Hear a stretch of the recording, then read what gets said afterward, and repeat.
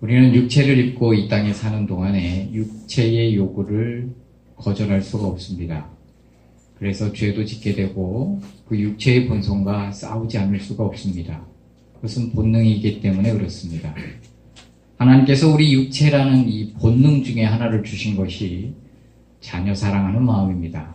그래서 성경에서 자식 보고는 부모를 사랑하고 공경하라는 말을 수도 없이 말씀하지만 부모 보고는 하지 않습니다.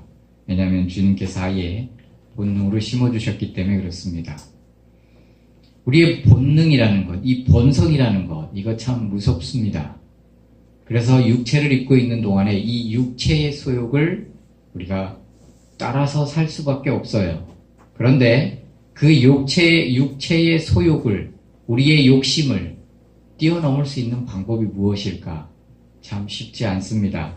뭐든지 쉽게 말하는 것은 그거는 아니라고 봐요. 죄 짓지 말라 외치는 목사님들이 물론 짓지 말아야죠. 근데 그게 과연 쉬울까? 용서해라 외치는 목사님들이 그 용서의 의미는 알까? 어떻게 주님이 우리를 용서하시기 위해서 십자가를 지셨는지, 그래서 우리도 십자가를 지는 그 짐을 져야 되는 걸 알고 말씀하시는 걸까? 사랑하라, 사랑이 쉬운 줄 아십니까? 고린도전서 13장에 보십시오. 사랑의 덕목을 지키기는 너무 어렵습니다. 오래 참는 것, 그렇죠? 쉽나요? 자랑하지 않는 것? 인간의 본성이 자랑이 있어요, 항상. 자랑은 인간의 본성 중에 하나인 것 같아요. 판자촌에 산다고 해서 자랑하지 않는 게 아닙니다. 똑같습니다. 금반지라도 하나 사보십시오. 이러죠. 아이, 머리 아파. 다 똑같아요. 어머, 우리 아들이 말이야. 못 나가지, 요번에 말이야. 서울대 수석을 놓쳤대 그래, 차석이에.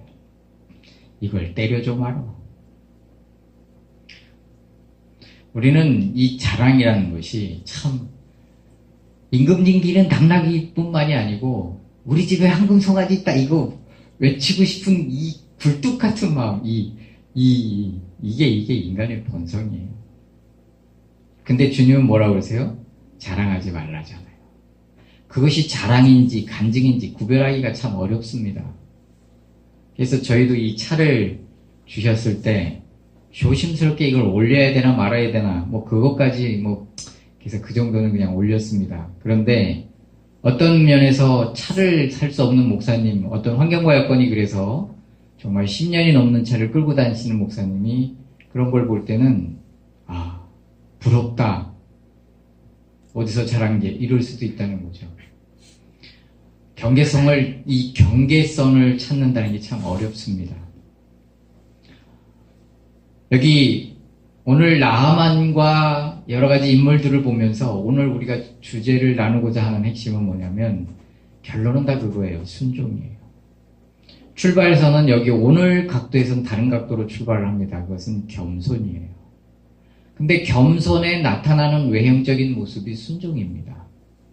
그 순종의 외형적인 모습이 나타나는 것이 하나님의 말씀을 분별하고 어떻게 해야 되는가. 그래서 그 말씀을 따라 사는 게 순종에 나타나는 외형이에요. 그 출발점이 좀 틀려서 결과적으로 하나님의 말씀을 따라 사는 것으로 나오는 게 결과는 다 다를 수 있지만 오늘 본문에서 출발점은 겸손이에요. 성경에서 겸손이라 하면 예수님이 말씀하신 겸손은 물론 같은 의미입니다만 예수님이 말씀하시는 겸손, 나는 마음이 온유하고 겸손하니라고 하셨을 때 이 겸손이라는 단어는 독특한 단어를 쓰셨습니다. 그것은 같은 마음을 품는 거라는 뜻입니다. 그래서 겸손이란 우리가 생각하는 일반적인 사전 용어를 보면 겸손은 뭡니까? 선생님 덕분입니다. 나를 낮추는 것을 겸손이라고 합니다. 상대방을 높여주는 거예요. 그런데 성경은, 예수님은 뭐라고 그랬냐면 겸손이라 그러면 같은 마음을 품는 것을 겸손이라고 그랬어요. 그런 의미로 볼 때 우리나라에서 가장 겸손과 반대되는 속담이 사촌이 땅을 사면 배가 아픈 겁니다. 그럴 수가 없어요. 옆 사람이 잘 되면 진심으로 축하해 줄 수 없어요. 속으로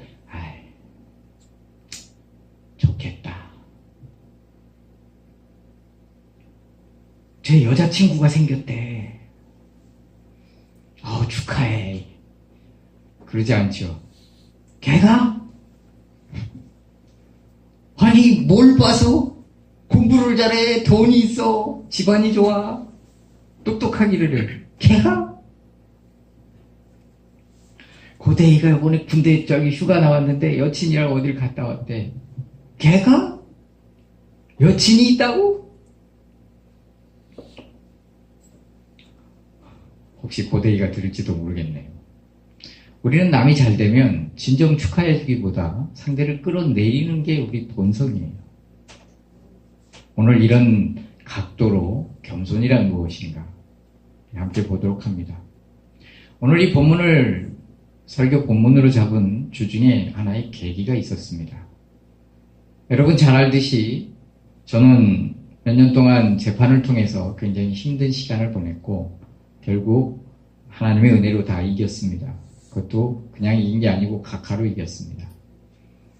그래서 내가 사실은 청구할 수 있는 금액이 거의 한 2억 가까이 됩니다. 2억은 안 되겠죠. 그러나 한다고 하면 할 수 있어요.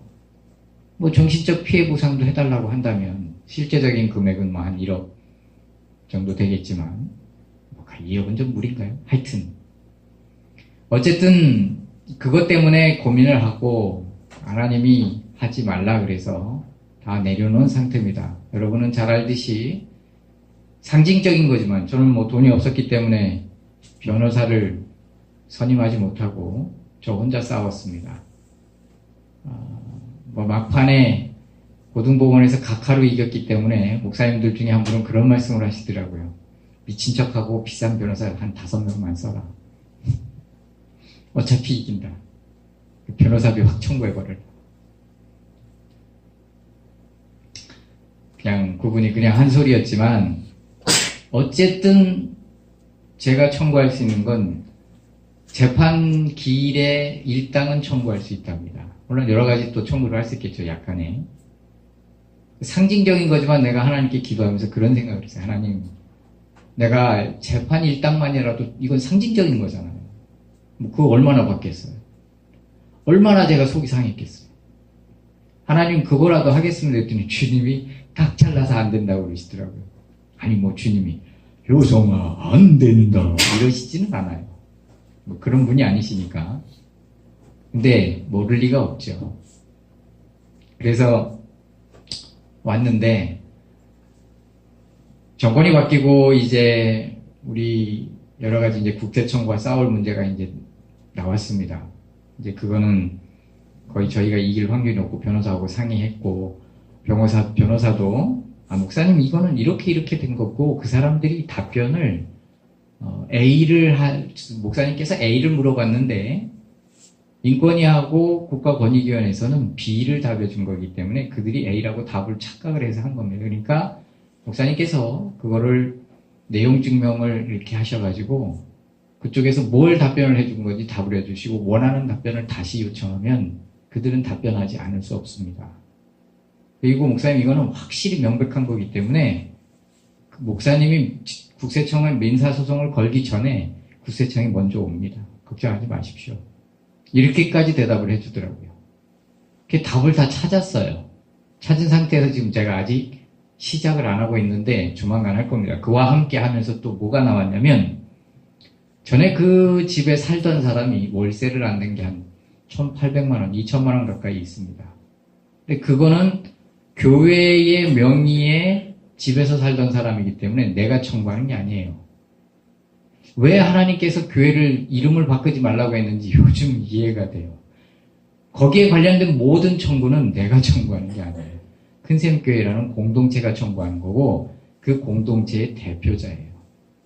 나하고는 상관이 없대요. 그래서 변호사님이 하시는 말씀이 목사님 그걸 받으실 때 절대로 개인 통장으로 받으면 안 됩니다.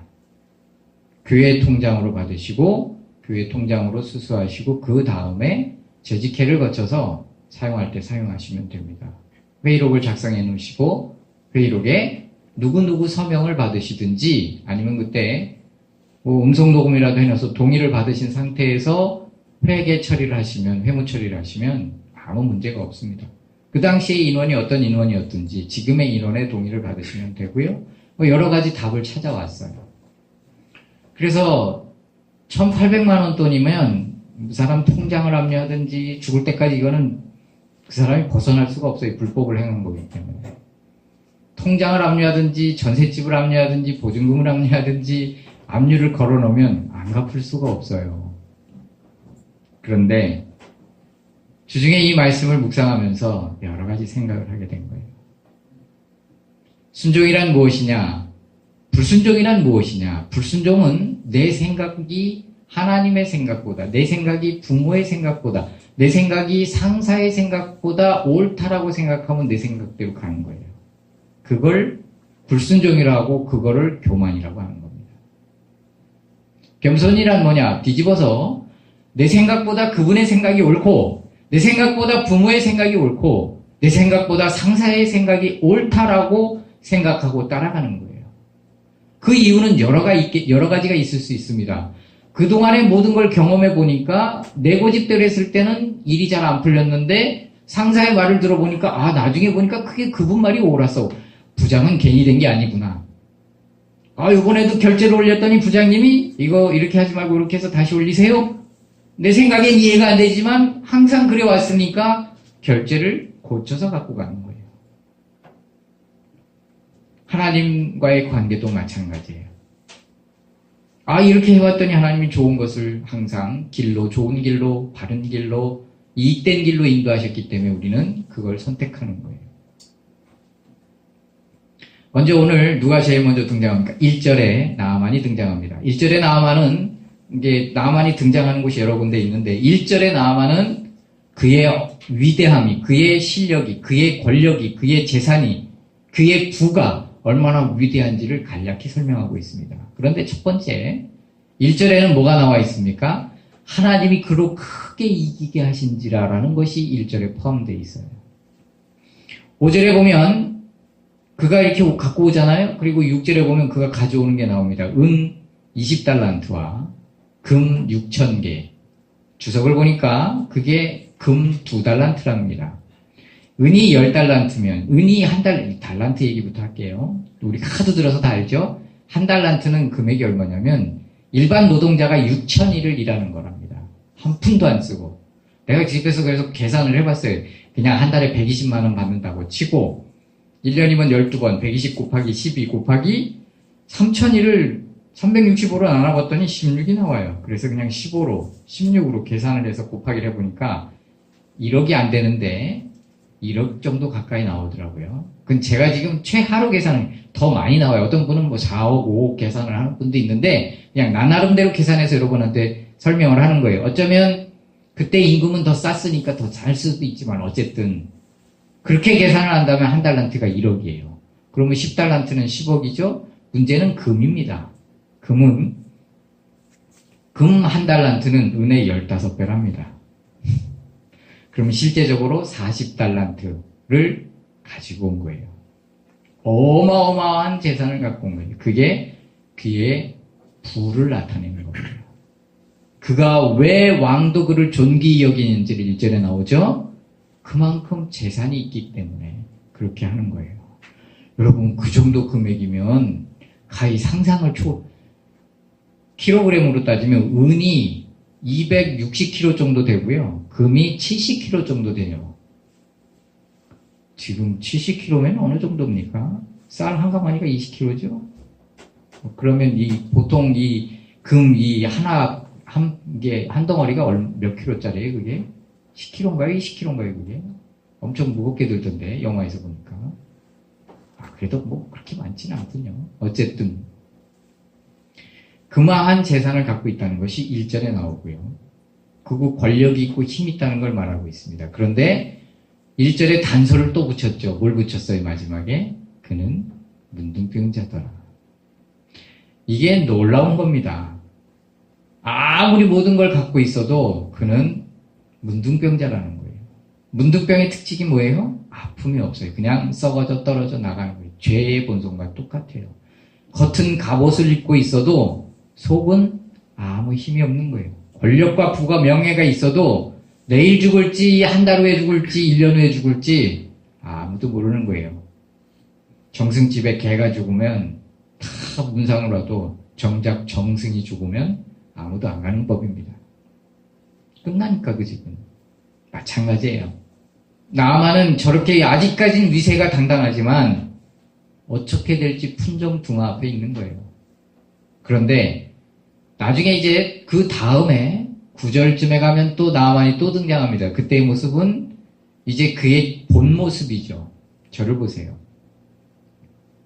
나아만이 병거에다가 그 많은 걸 어떻게 할 수가 없잖아요. 그래서 말에다가 병거에다가 싣고 가는 거예요. 어디로 갑니까? 처음에는 사람은 다 똑같은 것 같아요. 예수님 시대에도 동방박사가 어디로 가요? 왕궁으로 가죠. 나아만도 왕궁으로 갔다가 왕궁에서 기별을 받은 왕이 이제 엘리사한테 보냅니다. 엘리사 집에 가보니까 가관이겠죠. 아니 왕궁 아니더라도 좀 그래도 화려한 집일 줄 알았는데 무슨 그런 집 앞에 딱 갔단 말이에요. 그러니 그 나아만이 무슨 생각을 했겠어요. 첫 번째, 나아만은 말에서 내리자. 나중에 마지막 부분에 가보면 게하시가 나아만의 재산이 탐나서 이렇게 와가지고 받아가는 거 다 아시죠? 그때 나아만은 어떻게 하냐면 말에서 병거에서 내려서 게하시를 맞이해요. 그것은 그만큼 존중한다고 바뀐 거예요. 그가 뭐라고 고백을 하냐면 유일한 신은 이스라엘에 계신 것을 알았습니다라고 고백해요. 병 낫고 와서. 하나님 신이라는 것이 오직 이스라엘에만 있다는 걸 스스로 깨달았다라고 고백해요. 그리고 그때부터 그의 태도가 완전히 바뀌죠. 그리고 갔는데 가는 중에 그 몸종이 저기서 막 뛰어오니까 엘리야도 아니고 몸종이 오는데 몸종을 내려서 맞이했단 말이에요. 그 위대한 장군이. 얼마나 자세가 바뀌었어요. 그런데 처음 도착했을 때는 그의 눈에 들어온 게 뭐예요? 엘리사 집일 거 아니에요. 내리지도 않고 그가 나와서 자기를 맞이하길 기다리는데 나오기는커녕 문도 안 열고 뭐라 그래요? 돌아가라. 돌아가면서 요단강에 몸 7번 씻고 가라. 끝. 그러니 두 가지예요. 하나는 교만이라는 것은 상대와 나를 비교했을 때 내가 위에 위치해 있느냐 상대가 위에 위치해 있느냐. 당연히 자기가 생각할 땐 자기가 위라고 생각했죠. 한 나라의 왕의 사절단으로 온 건데 응? 그 이스라엘도 왕이 맞이했거든요. 아무리 문둥병자라도. 그런데 한낱 한 신의 선지자라는 사람이 얼굴도 안 내비치고 그 화를 내요. 성경에 보면 내가 생각하기에는 그 사람이 나와서 나를 환대하고 내 종초에 손을 얹고 막 난리를 자기 종교의 생각을 했겠지요. 근데 그거보다 더 큰 상처가 있었어요. 더 그가 그렇게 분노했던 이유가 있어요. 그건 뭐예요? 체면이에요. 자기 체면이 아니 내가 누군지를 알고 누구야 문둥병자지. 이 체면이라는 단어가 참 재밌습니다. 또 우리나라는 언어 구사력이 대단해요. 미국은 푸른색, 파란색, 우리는 하늘을 뭐라 그래요?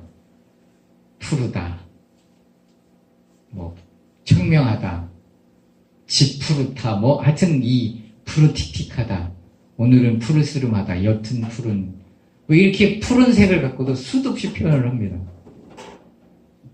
외국 사람들은 병원에 가면 배가 아프다 이렇게 표현하죠. 근데 우리나라 사람들은 병원에 가면 할머니들이 뭐라 그래요? 바늘로 콕콕콕콕콕 찌르는 것처럼 아파요. 그 외국 한인타운에서 그 병원을 하시는 그 외국인 의사가 급해가지고 갔는데 번역은 안 되고 조카를 데리고 조카 보고 번역하는데 콕콕 아프다는 말을 어떻게 설명을 해. 근데 의사가 하도 한인을 접해봐서 콕콕콕 했을 때 콕콕콕 아파요. 그 의사는 알아들은 거예요. 그만큼 우리나라 이 단어가 복잡해요. 뭐 하다가 체면하다. 우리 이 채자라는 단어를 참 잘 씁니다.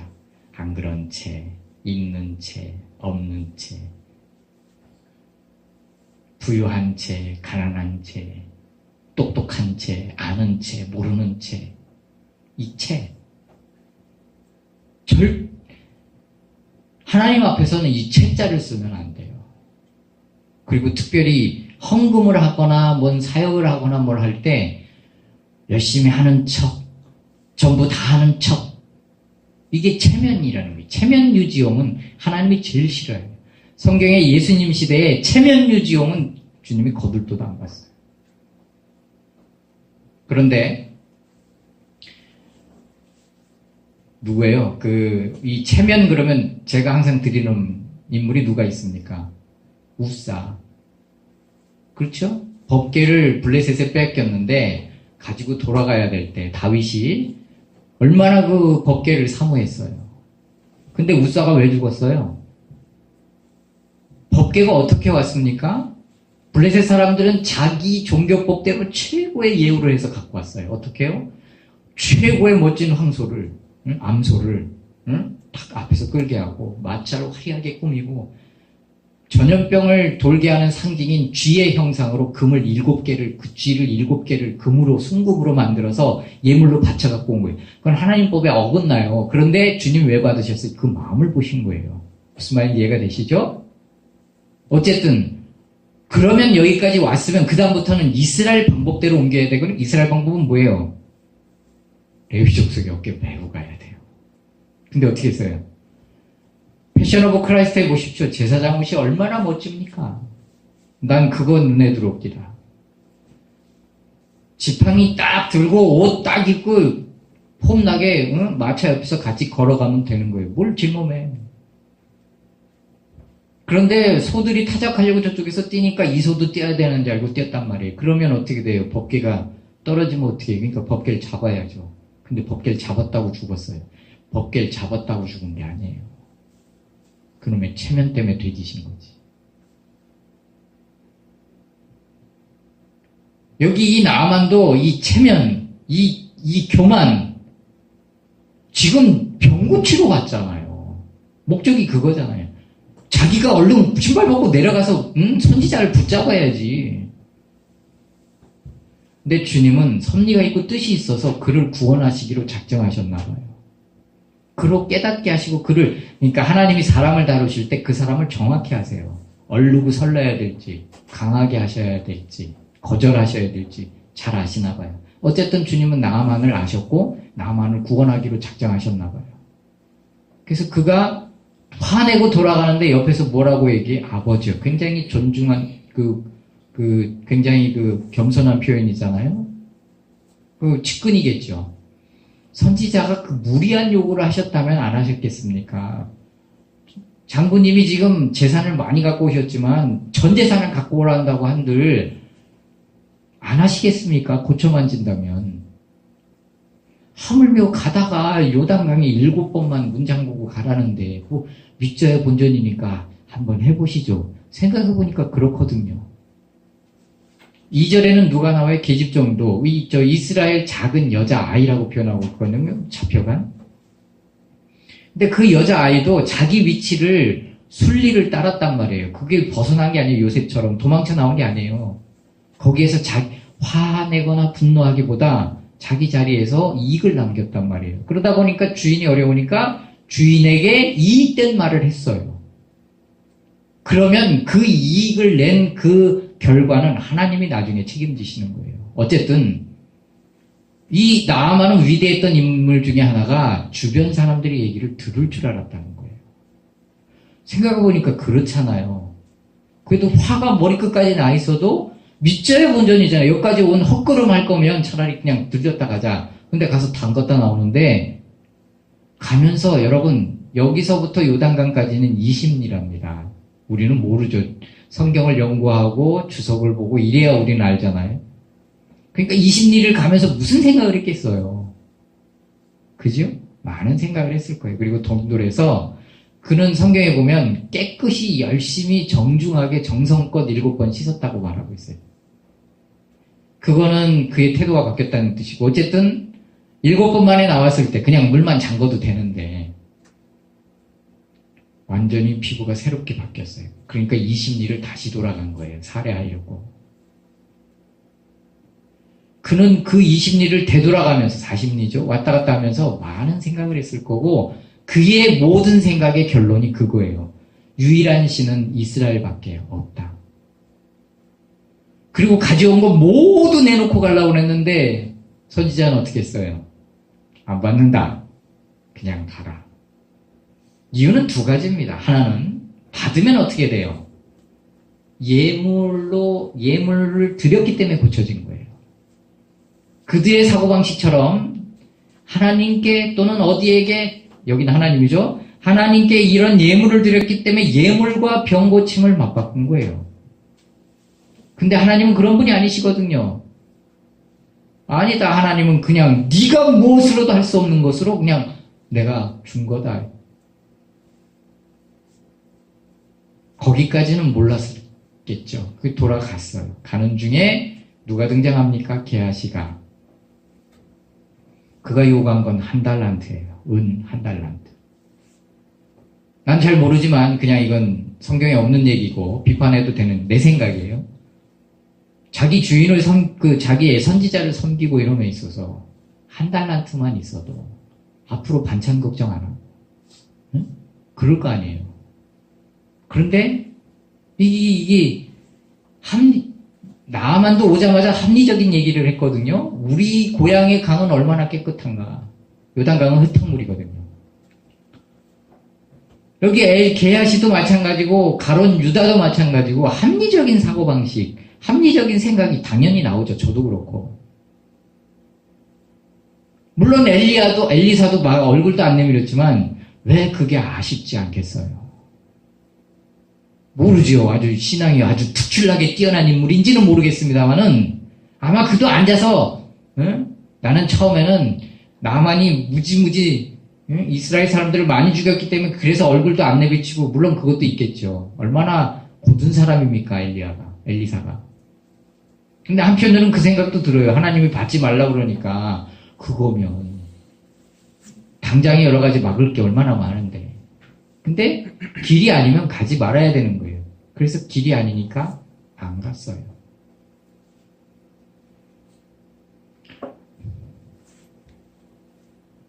결론으로 갑시다. 결론으로 가겠습니다. 여러분, 순종이 쉬운 게 아니에요. 나아만은 이게 얼마나 교만했어요. 그런데 그가 절박하니까 스스로 꺾이잖아요. 아마 우리였어도 화를 냈어도 내가 누군 줄 알고 하고 막 떠드는 사람들이 왜 그렇게 떠들어요? 정말 아직 모든 걸 갖고 있기 때문에 그래요. 그러나 나아만과 같이 죽을 병만 걸려봐요. 내가 누군지를 알아? 그 말 못합니다. 말은 그렇게 했어도 그는 꺾여 있는 상태예요. 그리고 주님이 은혜를 베푸시기로 작정을 했어요. 그리고 그는 은혜를 입었어요.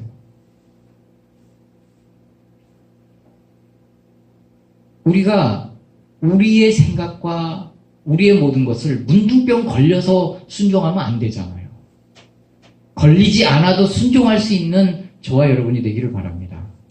할렐루야. 역사적으로 이 나아만이 순종한 이 순종의 사건이 사실은 그냥 이해되지 않는 역사의 한 편이에요.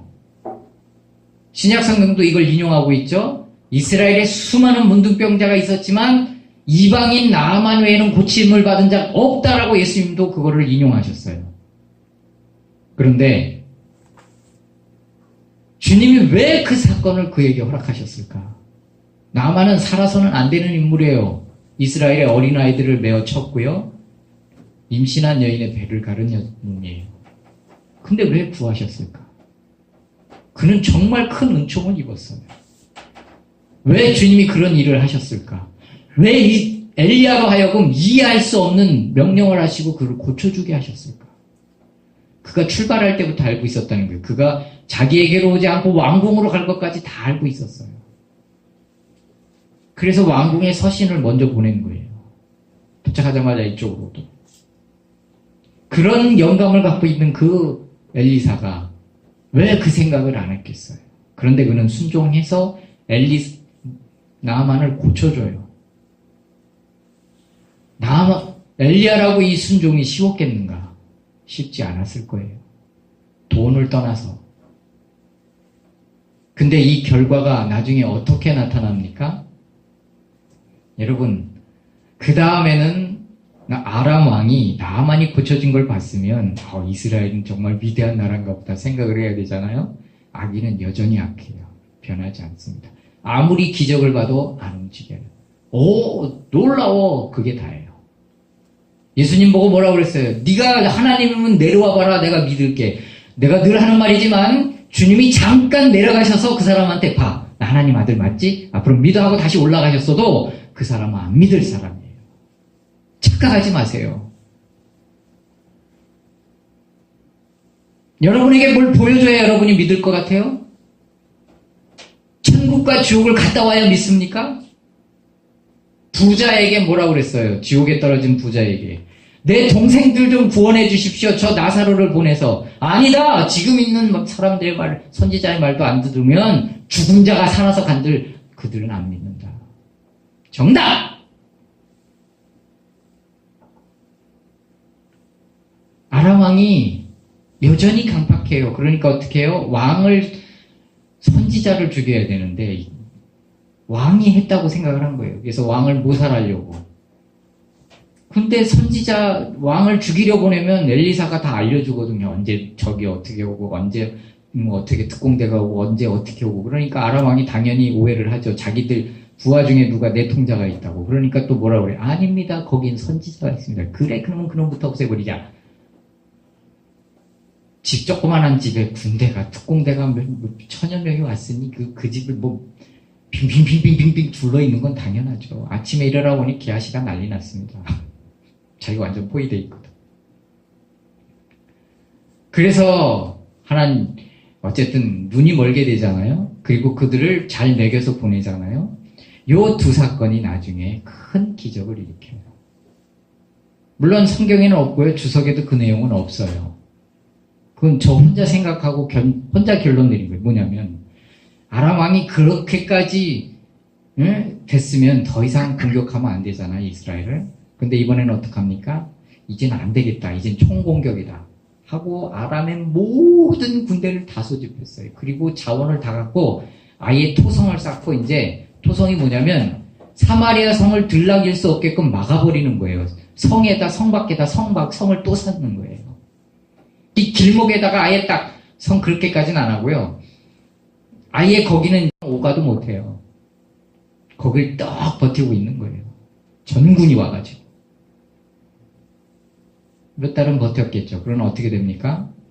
나기의 그 굽이 그걸 어떻게 요리를 해 먹는지 모르겠지만 그거 하나가 어마어마하게 값이 뛰었어요. 먹을 게 하도 없으니까. 어느 정도예요?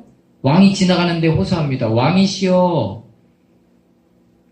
어제는 우리 아들 잡아먹고 오늘은 쟤네 아들 잡아먹기로 했는데 어제 우리 아들 잡아먹었더니 오늘은 쟤네들이 자기 아들 숨겼어요. 그 지경까지 갔단 말이에요. 그런데 여러분 잘 알듯이 그 사마리아 성에 어떻게 구원을 받습니까? 사마리아 성 밖에 누가 살았냐면 문둥병자들이 살았습니다. 나아만하고 또 다 똑같은데 나아만하고 다른 게 뭐예요? 거지라는 거죠. 여기 이 문둥병자들은 사마리아 성에서 던져주는 걸 먹고 살아요. 근데 뭘 던져줘? 저들도 먹을 게 없는데. 그러니 이 문둥병자들이 회의를 합니다. 야, 우리 여기서 굶어 죽나? 아람 군대에 가서 먹을 걸 주면 얻어먹고 사나? 그렇게 하자. 근데 왜 그렇게 했냐면 여러분 나아만을 잘 대우하듯이 이스라엘은 문둥병이 저주받은 병이지만 이스라엘 그 아람 군대는 그렇지 않았대요. 그래서 나아만이 그 지위를 유지하고 있었답니다. 그러니까 생각에 가면 자기들이 살려주면 살려주고 내통자로 생각해 죽이면 죽이고 뭐 이래도 죽고 저래도 죽고 배고파 죽겠다. 그러고서 문둥병자들 5-6명이 우르르 그냥 그래 거 가서 그냥 얻어먹든지 살려주면 살고 아니면 딴 데로 가라고 하면 가고 이렇게 하자고 가는데 거기 지형이 어때요? 다 동굴이잖아 이렇게. 보셔서 알죠? 웅성웅성하면 이게 울린단 말이에요, 소리가. 그러니까 아람 진영이 가보니까 아무도 없어. 다 도망갔어. 말이고 뭐고, 응? 말 타고 도망간 사람 도망갔지만 다 두고 그냥 몸만 얼레벌떡 도망갔어요. 이유가 뭐예요? 이미 두 사건이 아람 진영엔 퍼져 있었던 거예요. 하나는 나아만이 고침을 받은 거예요. 근데 그것만 증거가 부족하잖아요. 뭔 사건이 있어요? 특공대가 갔다가 눈 멀었다가 살려줘서 보내온 것까지. 그들이 온 얘기를 하고 다녔겠어요. 얼마나 많은 얘기를.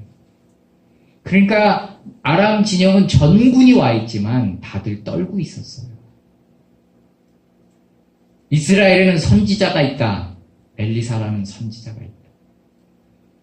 이스라엘에는 하나님이 그들을 지키고 있다.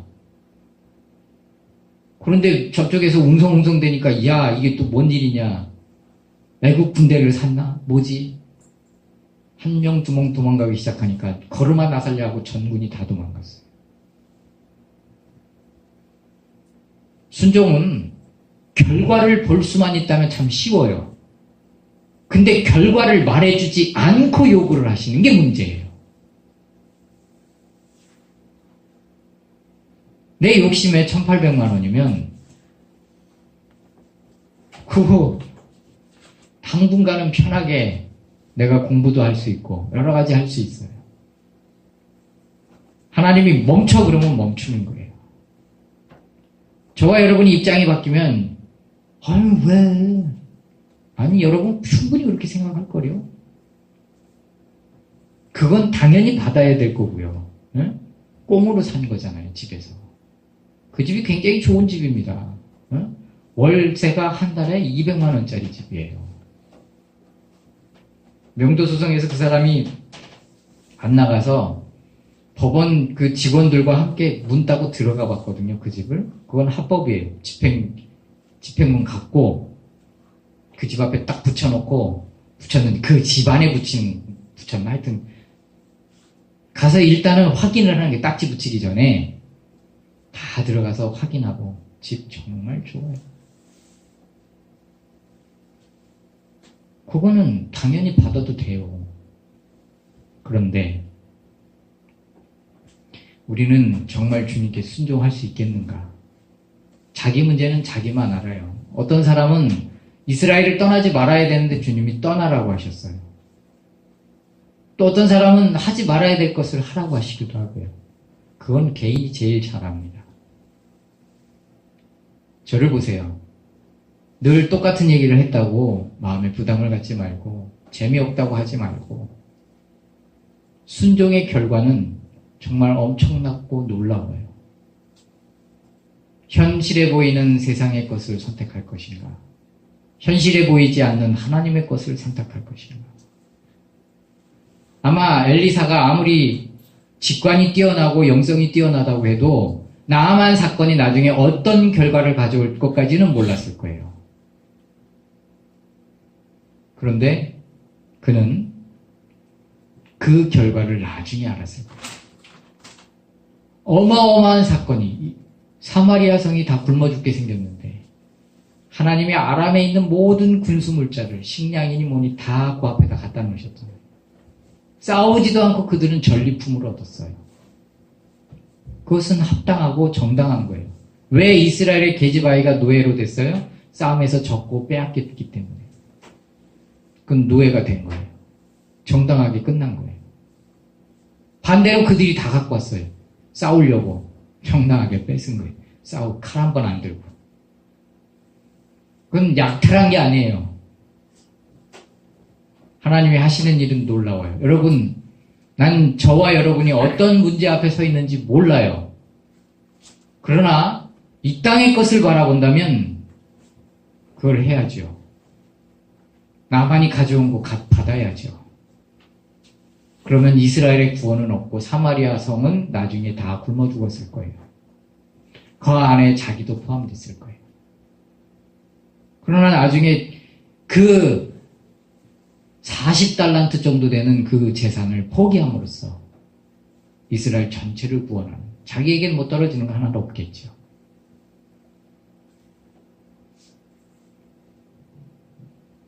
때로는 주님이 쉬운 순종을 요구하세요. 여러분 저를 보세요. 순종이라고 다 어려운 게 아니에요. 노뱀을 봐라. 뭐 어렵소. 가서 7번 몸에 씻어라. 가서 7번 씻는 게 뭐 어려워요. 물론 아들을 바쳐라. 그러기도 하세요.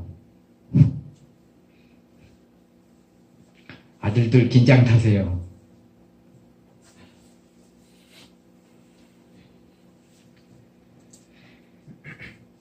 결론을 맺겠습니다. 겸손하기를 바랍니다.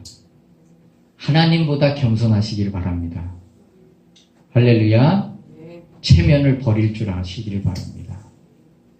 그놈의 체면 때문에 망한 인물이 성경에 너무 많아요. 일부러 부끄러움을 당할 필요는 없습니다. 그러나 정말 내가 체면을 유지하기 위해서 차도 비싼 거 사야 되고 그런다면 그럴 거 없어요. 체면은 체면이에요. 없으면 없다고 하고 있으면 있다고 하고 부족하면 부족하다고 하고 할렐루야. 자기 자신을 빨리 파악할 줄 알아야 돼요. 아들이 잘 나가는 거지 자기가 잘 나가는 거예요. 아들이 부자지 내가 부자야? 물론 그건 뭐 같을 수도 있겠습니다. 난 우리 아들이 돈 벌어오면 다 뺏으려고요. 반응이 왜 이렇지? 여러분은 절대 안 뺏길 거예요.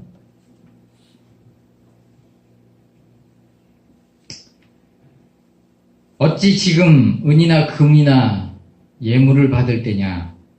26절의 말씀입니다. 주님 곧 오시는 때입니다. 돈을 벌지 말라는 얘기가 아니고 하나님의 뜻을 분별해서 순종하며 나아가기를 주님의 이름으로 축복합니다. 누구나 주님이 금하시는 게 다 하나님의 법대로 살아갈 수 없어요. 우리는 육체를 입고 있잖아요. 그러나 주님이 강조하시면서 금하는 게 있어요. 그건 빨리 하셔야 돼요. 뭔가 이유가 있기 때문에 그래요. 이거는 안 돼. 다 먹어도 좋지만 요건 선악과야. 요건 먹지 마. 요건 먹어서 절대 안 돼. 요건 네가 건들지 마. 그건 건들지 마세요. 할렐루야. 이유가 있고 뜻이 있고 섭리가 있어. 그러면 훗날 하나님이 그 이상 수천 배 수만 배의 놀라운 축복과 은혜를 경험하게 하세요. 할렐루야. 주님보다 생각이 앞서가지 마시고 내 부모보다 내 교회 목사님보다 여러분이 교만하지 않기를 주님의 이름으로 부탁을 드립니다. 기도하겠습니다.